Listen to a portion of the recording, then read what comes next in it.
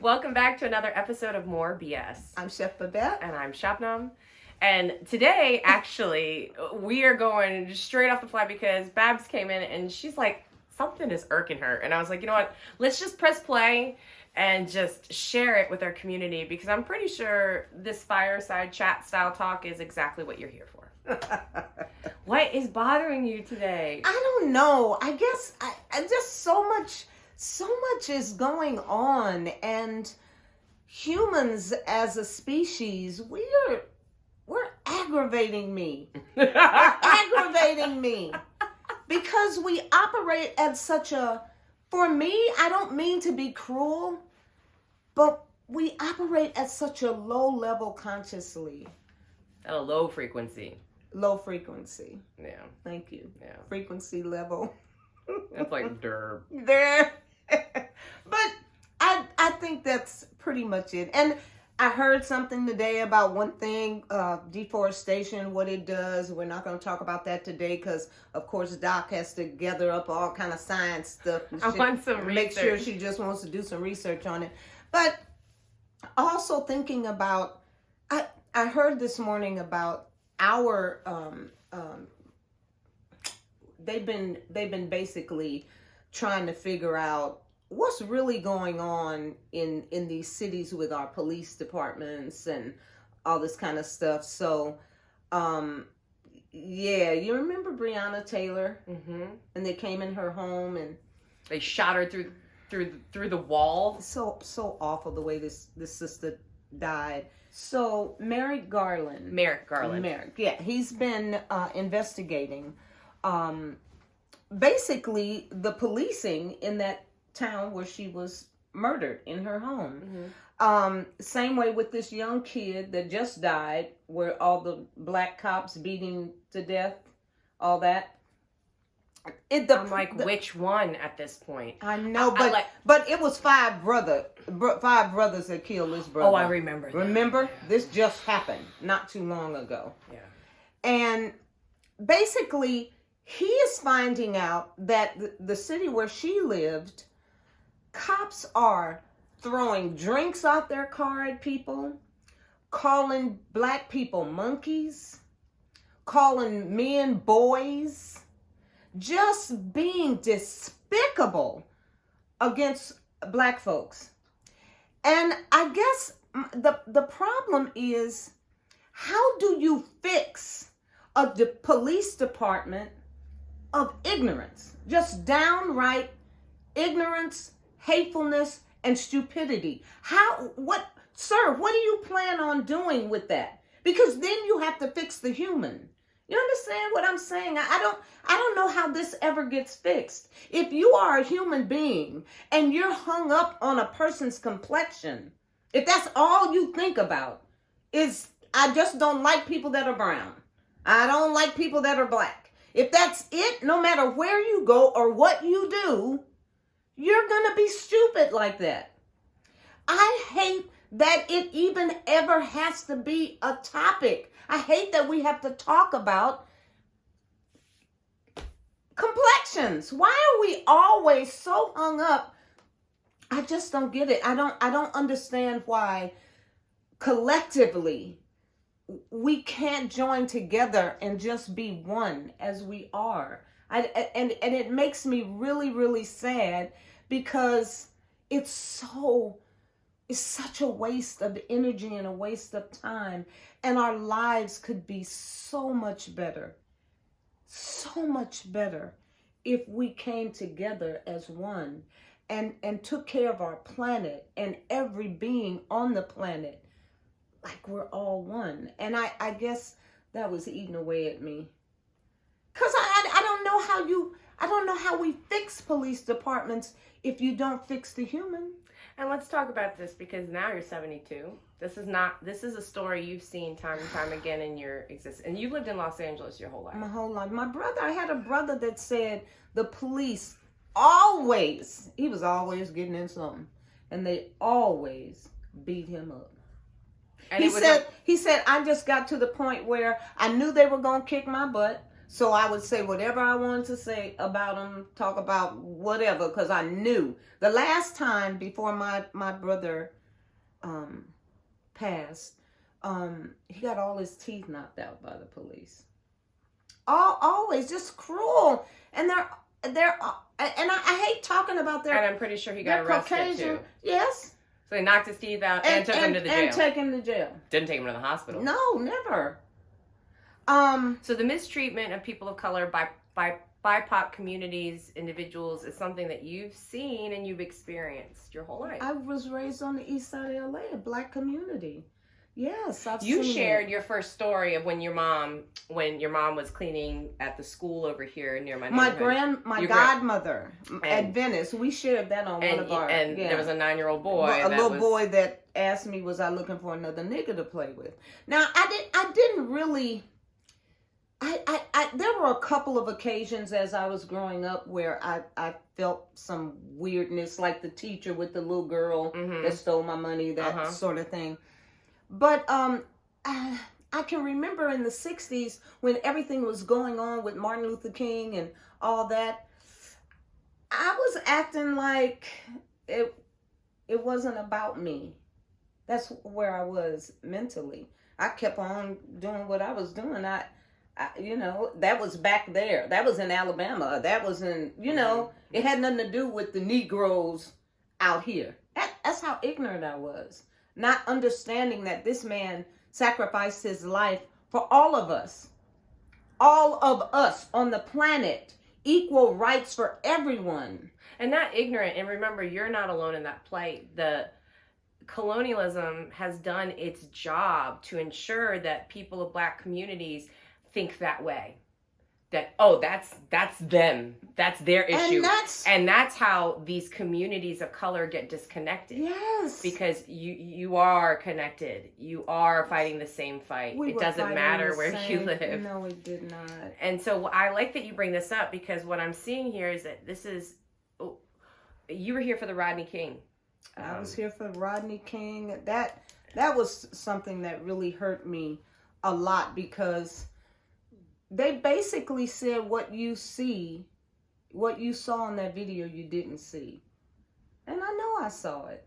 I've never, ever seen police officers treat anybody Caucasian that way. I've never seen that.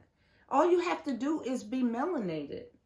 And I agree. I'm so sad that there's so much, it really makes me want to cry, because there's so much illness, especially in our white communities, that feel that way. Right. That's sick. That is, you're not well when you feel that way. The Creator created, this is what gets me. We read our Bibles and we believe in our Bibles and we teach all this stuff, but we act like we don't believe that the person we turn to for prayer and for everything created the melanated people too. I don't understand. I'm just so confused. I mean, it's also kind of the thing that, that people of religious belief may think that God put animals on this planet to be of service to you. Yeah, for us to beat up, and that couldn't be any more further from what Christianity is about. What being close to God is about. It's not about abusing others for your benefit. It's not about your ego over their eco-consciousness. That is not godly. That is not religious. That is not Christian. That is not worldly. It is not. It's selfish. It is selfish. It's completely and totally selfish. And I use the term ignorant because ignorance is when you have a lack of knowledge. Sorry.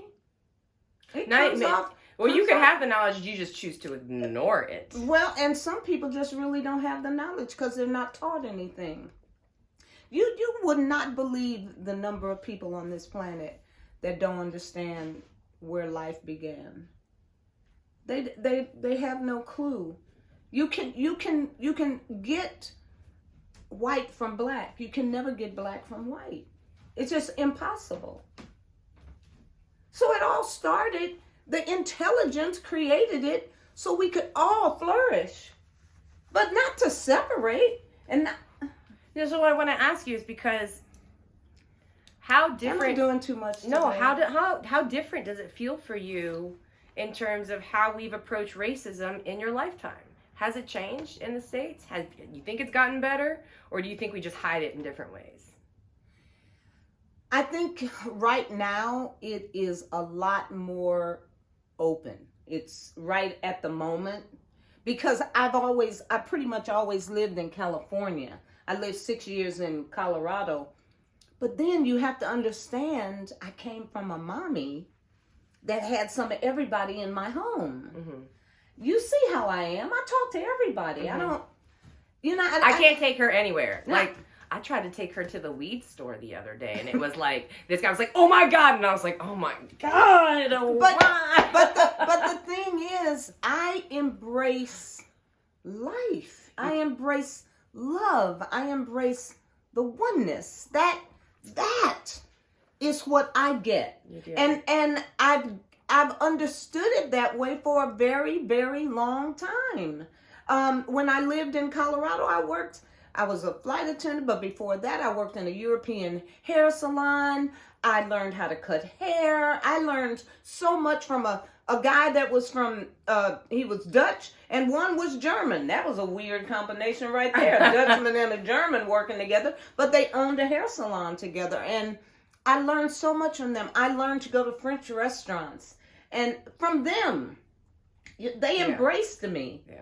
I was the only black person at the salon, but I didn't give it a whole bunch of thought, Right.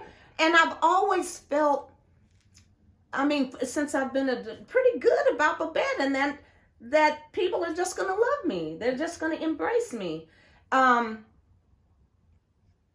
Yeah. So basically today, the things that are really like burning at your core are the way people treat each other. Yeah. Like, what is this? And how... What is this? And how it even infuses into our political system, which we're not talking about, but it's bothering her because she watches way too much MSNBC.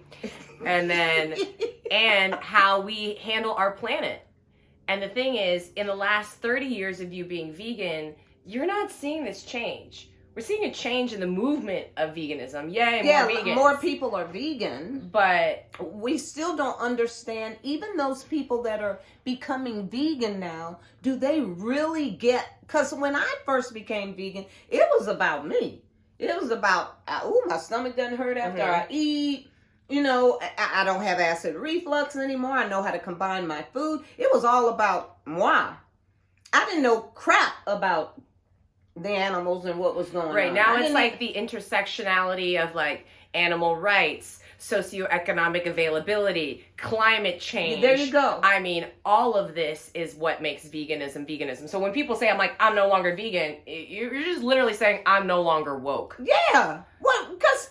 It's not about me missing my hamburger. It's about me knowing what it takes to get that hamburger, the sentient being that I have to kill, the amount of 18,000 gallons of water it takes to produce a pound of beef, the amount of deforestation that contributes to climate change, the cost that it takes and impairs on our communities, on the impacts it has on obesity, type 2 diabetes. Oh, she is so on point. And then if we were really going to be separated, if we were really going to practice separation, who's in charge right now? Who's in charge right now? Who's been in charge? It hasn't been the melanated man. Who decided to take factory farming in? Who decided to do all of that? Who decided to gather up pigs and put them in a pen and chickens who decided to do all this? And I'd like to ask you, for those of you that continue to eat meat, tell me, do you have a slaughterhouse in your community? Or did you grow up in a place where you didn't have to smell that, see it? Or become sick from the pig shit that they throw out in the lawns, because that happens in BIPOC communities. But the bottom line is, while you're pointing fingers and hating others because of the melanin, What if everybody decided now to dislike you because of your decisions on how you decided to take care of this planet home? You understand? I mean, anybody could hate anybody for whatever reason. It just seems to me like we need to be one in this, and we need to all collectively figure this out. We don't need to be pointing fingers. Well, you're in charge. You're the one that made the decision to house pigs that way. So what? We're in it now. We ate the pigs. We're still eating the chickens. You know what I'm saying? We're okay with you gathering that shit up and bringing it to us. But the bottom line is, I'm talking about now. Nobody's running 100. So why you hating me because I'm melanated? You've made mistakes yourself. You are not running 100. You went across the waters and gathered up a whole bunch of folks and brought them over here to this continent, and you enslaved them. Wait, I want to say something about this. As much ownership as we want to give on to the whites about colonialism, which I do think they take a pretty good percentage of that, you have to think about the colored communities, the African tribe leaders that sold us for that necklaces, that community-wise went to other African tribes and pinpointed them, collected them. They were the slave associates. Yes, like slave. They were like Stephen from Django. Exactly. And we don't need more Stevens from Django Unchained. But that's exactly the way that it was. But that's how it works. Humans shitting on humans. So there are bad people from all races, from all creeds, all colors, but we have all been taking an active part in the structural systems of our society. Yes, we have. And so even if it's back then being a tribe leader of color selling other tribes of people to slave traders, we have to look at the infrastructure, the fabric of our infrastructure, to realize how we've all played a role in weaving this quilt. And so it is infuriating, and you are entitled to be angry. But I'm more hurt than I am angry. But it's been 72 years of it. And so my question for you, our viewers at home, and don't forget to click like and subscribe, is, if you want change, what are you doing about it? Are you someone who's actively writing your senators and your House of Representatives? Are you someone who's actually making changes in their diet? Vote? And their dietary choices? Are you voting? Remember, your dollar is your vote. Every time you buy something, you're promoting and supporting that company and their business practices. Don't say that you're powerless in this world, because you're not. You're not powerless. And so we hope that today by expressing some discontent, at the end, we bring the power back to you. And we embrace love. And we really start thinking about what's more important than anything. It's the oneness on the planet.